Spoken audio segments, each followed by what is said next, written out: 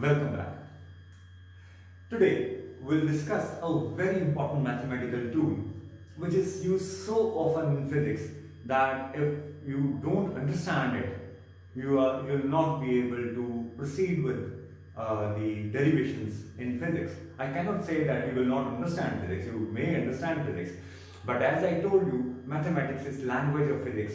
It would be simply impossible for you to reach out for mathematical concrete formulas without using this mathematical operation. This mathematical operation is termed as integration, and it is used to find out area under a curve. To find out area under a curve. Why is that so important to find out area under a curve? I'll discuss that in later part of this lecture. But let's start with a simple example. Let's say I invited some person to get a wall painted. I wanted some person to paint this wall.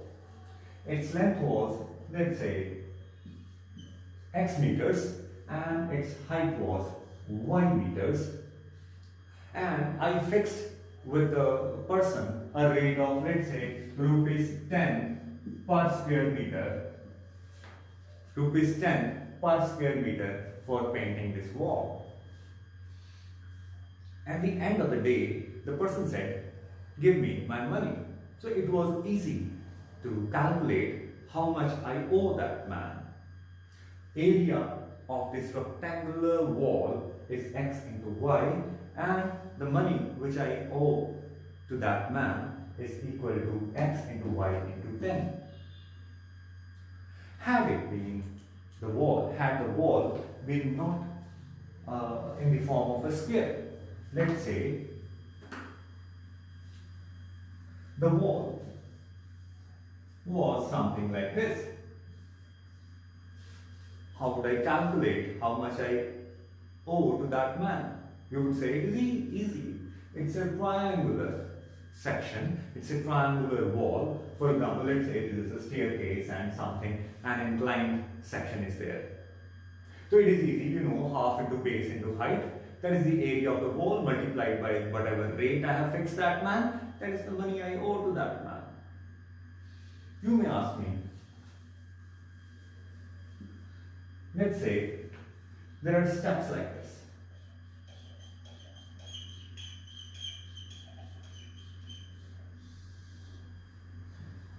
This is the cross section of step wall which that man painted for me. Now how would I calculate the area? You would say, sir, it is easy to calculate it because you can divide this wall into many sections.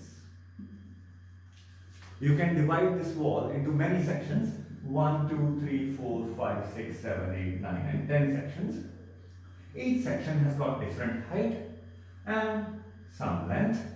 You can calculate area of first section, then second section, the third section, the fourth section, and then you can sum up those areas. So let's say this area was A1, A2, A3 and so on. This was A10. So what is the total area? Total area would be A1, A2 plus so on up to A10. This is how we calculate total area, and mathematics people have devised a very good way to write it down in a compact manner. They write it down as AI. I varies from 1 to 10. This is the total area. And this is called summation or sigma. How we read it? Sigma I varies from 1 to 10 AI. That means the total area is equal to the sum of discrete sections, and sum of discrete sections, the areas of discrete sections, and it is easy to be calculated. Now think of a problem that there is some designer wall in my house and it's not symmetric like this. Let's say the wall is like this. How would you calculate the area? so that I can calculate how much money I owe to that man. How would I calculate this thing? You can pause the video and guess some idea how to calculate area of this wall. I hope you have guessed something. You can apply a formula something like this to this thing. Instead of the finite thickness of these steps, think of that I divide this wall into very small sections. Very small sections. So small sections that each section can be considered almost as a rectangle with a very small thickness, let's say, very small width, let's say dx, and some height. Now that height is not same, it goes on changing and changing, but at every point we need to find out the height of that rectangle and multiply it with the width of that rectangle. You get the area of this small rectangle, and this whole wall can be considered to be made up of these small rectangles. And then you sum up like this, sum up those areas to find out the total area. But there were discrete steps and there are continuous variations. So when we go from discrete variations to continuous variations, this sign of summation is replaced by this sign, a S kind of sign. This is called integration or integration. And we write it down like this. There is something written in between this sign of S and dx. That is actually the function. That actually tells us how the value of this height of those rectangles is varying as I go from one point along positive x-axis. So the summation and integration are quite common with each other, except that in this case the height is varying regularly. But in this case, it is varying. It may vary regularly in this case as well, but it is varying. It may vary according to some arbitrary function. How it is varying is not fixed. And all those things, all those kind of walls, the area can be calculated by certain formulas of a mathematical operation called integration.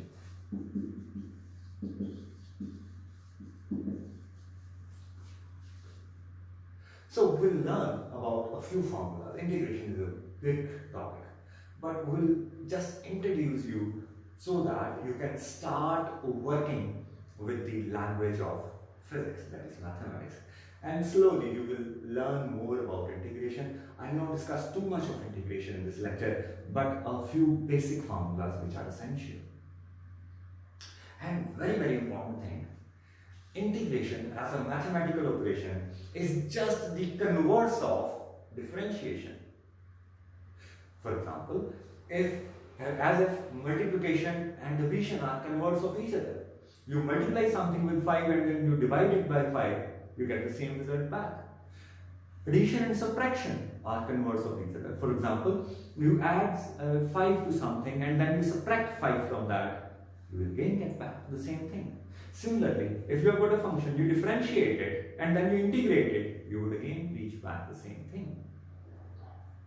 Differentiation and integration are just converse mathematical operations of each other. Why do we need this? We are not always calculating areas of walls actually. Let's take a few examples from physics where integration would be extremely essential to reach out to certain concrete results. Let's take an example.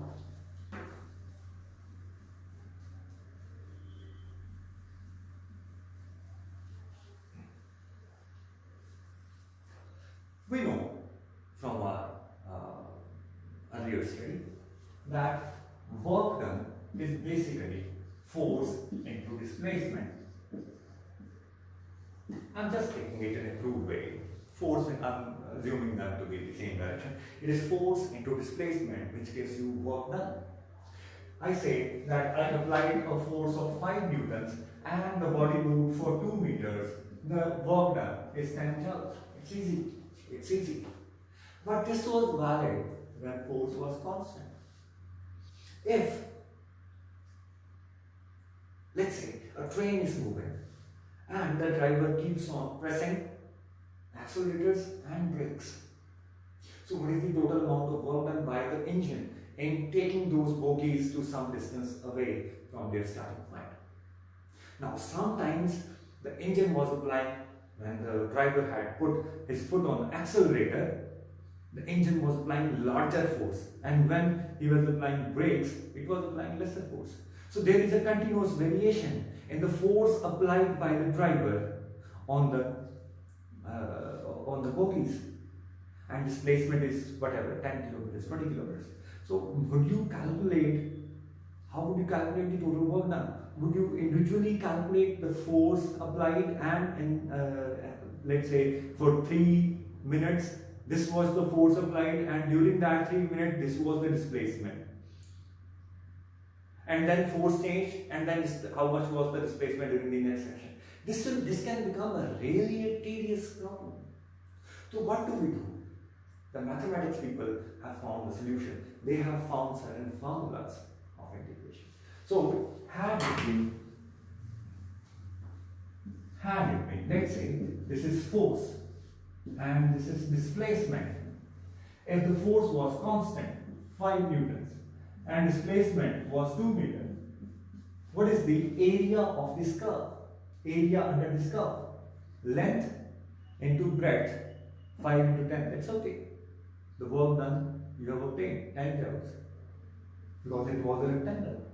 Even if it was varying at some continuous rate, you would be able to find out area under this curve as the total work done. When we say area under the curve, that not necessarily mean always something which you have been associating as area in your mind as meter square or centimeter square.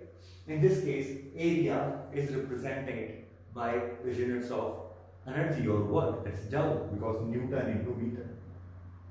So in physics, when whatever terms, whatever parameters are along x and y axis, their multiplication would be called area under the curve. That need not to have the units of area actually.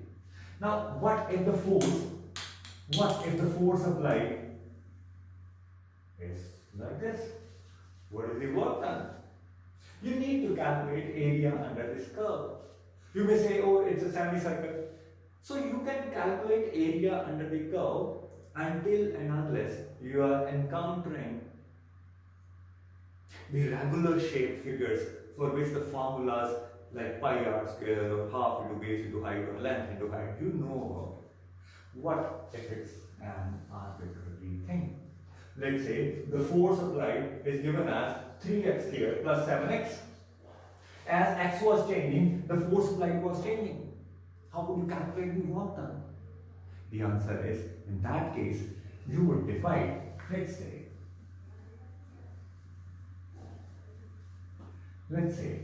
the force is like varying like this, and you wish to find out the work done. You would divide this force curve into small sections, such that each section is almost a rectangle, and you take this small distance as dx. You take this small distance as dx, and then you calculate the area of this thing. You'll say, okay, the function, whatever function is 3x squared plus 7x. This was, let's say, this is the function. Just for the sake of an example. I know this is not being represented by this. Just for the sake of an example. Then we'll say, okay, y-axis is being represented by force. So there is no doubt if I write it down like that. So at this point, small work done in this interval was f into dx, and total work done would be the sum of all these rectangles. That's what we call as integration. That is what we call as integration. Let's deal with it in little more detail.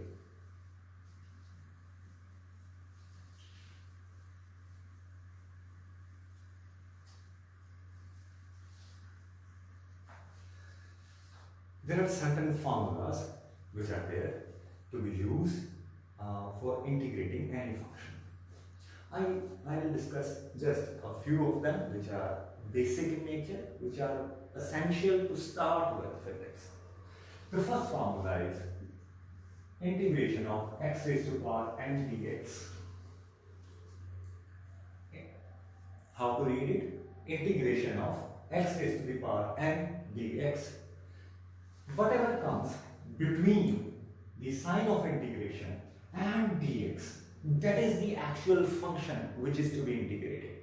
Once you apply the formula of integration, nor the sign of integration, neither dx would be written in the answer. Its answer is x raised to the power n plus 1 over n plus 1. Its answer is x raised to the power n plus 1 over n plus 1. Neither the sign of integration is written over there again, nor dx is written. This formula is valid for all values of n. N may be positive, negative, fraction, anything. It can be anything. Whole number, fraction, anything. Except, even if it is 0, it's okay. Except -1. Never ever apply this formula when n is equal to -1. Because in that case, in denominator, you will get -1 plus 1. That means 0 in denominator. And 0 in denominator is not allowed in mathematics. You know why? So therefore, the general formula is this for all values of n except for n equal to -1. So let's apply this. Let's take a few examples. Like x raised to power 3 dx, you will say x4 over 4. Let's say it is x raised to power 7 dx, you will say x8 over 8. It's okay. Just increase the power by 1 and divide that thing by a new power. Plus, whenever you do integration, just put a constant c from your own side. Just put a new c from your own side, always. This is called constant of integration. And what is its significance? We'll come to that in 5 minutes from now. But as far as the formulas, let's say it is x raised to power -2 dx. It would be x raised to power -1 over -1. Just increase the power by 1 unit and divide by new power and write down a constant of integration c from your own side. I told you to apply this formula for all values of n except for -1. Except for -1. What if you get -1? That means the second formula. If it is x raised to power -1, basically x raised to power -1 is what? 1 by x. So its integration, don't apply this formula now. Its integration is log x. I hope you remember what was differentiation of log x? It was 1 over x. So integration of 1 over x is log x. Differentiation of log x is 1 over x. So integration of 1 over x is log x. Because integration and differentiation are converse of each other, I told you earlier. Plus c as constant of integration. In addition to this, remember that if some constant is there, let's say some k or c or whatever, some number is there, that will simply remain there as such. That doesn't affect the formula. For example, had it been 7x cubed dx, 7 just remain there as such. It's not doing anything. And what about x cubed? Integration of x cubed, it is x4 over 4 plus some constant of integration, c. Just this much of it is good enough to start with. What about dx. What would be that? Oh my god. You don't have anything in between the sign of integration and dx. Do you have anything in between that? How do you do the integration? You need something to integrate, na? You don't have anything in between that. Actually, you have got 1 over there.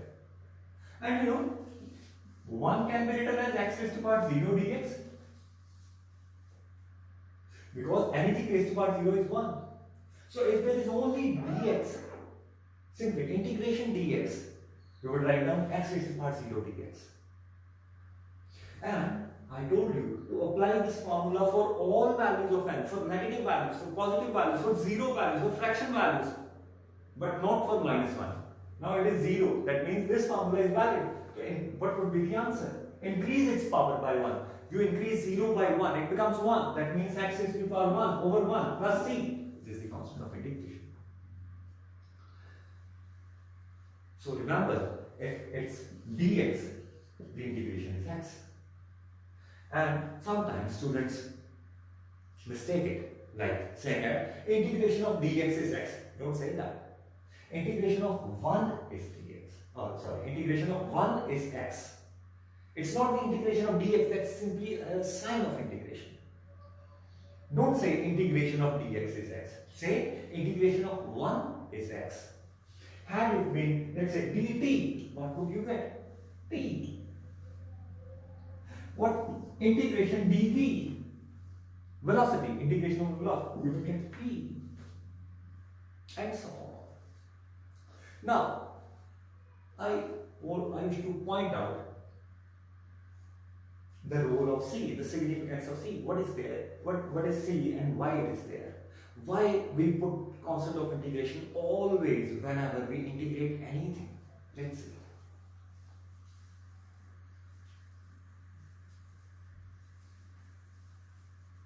I hope you have already gone through the lecture on differentiation and you know the formulas of differentiation.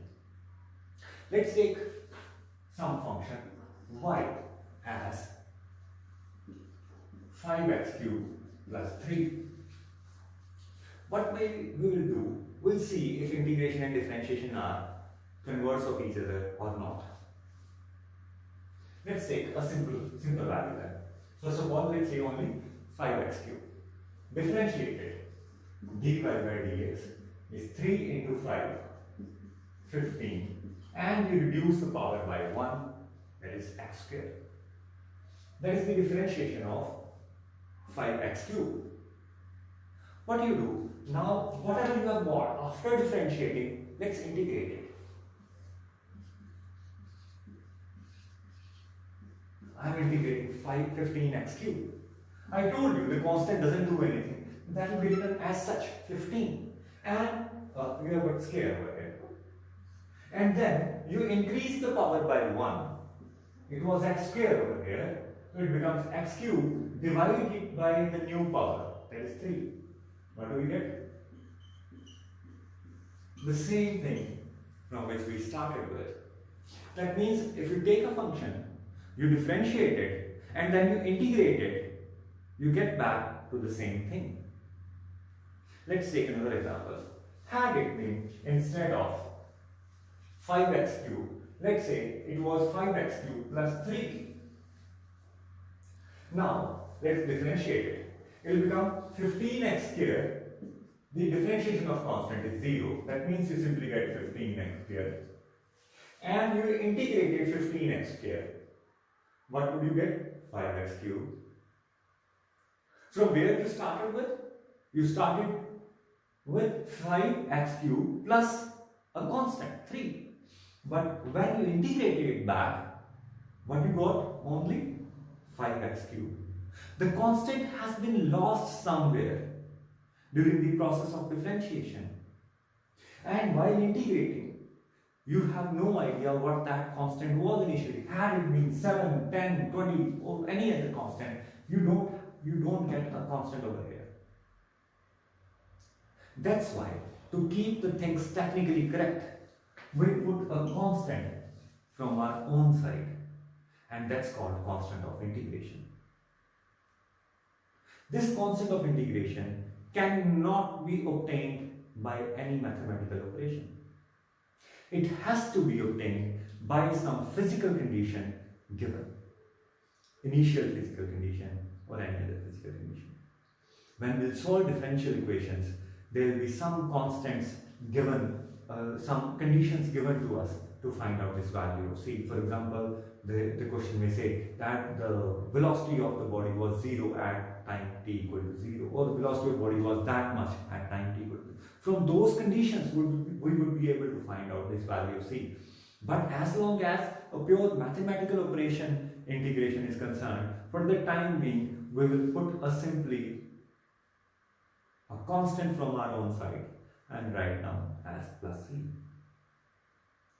I'll give one more lecture, one short lecture on definite integrals, which are also equally essential in the coming